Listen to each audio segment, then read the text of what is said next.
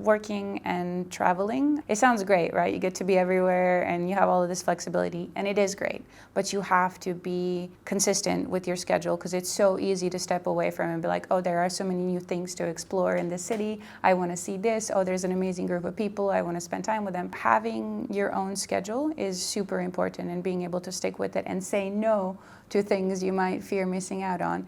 And having a company that supports that is great. I don't feel anxious about certain things. Like if I want to do activity technically in the middle of my working day, there's nothing wrong with that. We have the understanding that I will finish the task that is supposed to be happening at a later stage, or I will do something in advance of taking a few days off to focus on a wonderful 4-day trip through the northern mountains of Vietnam, for example. There were definitely some hiccups. I would give a heads up to anybody that's trying to do this. Be aware that you're going to feel a little bit like you're in a twilight zone sometimes, depending on where you are. So when we were in Japan, for example, that was probably the hardest part, adjusting to that, because it was an 8-hour difference, and trying to do European hours would mean that I'm going around and enjoying Japan during the day and then starting my workday in the evening. If you go into the experience aware of that, you're going to have a much better time.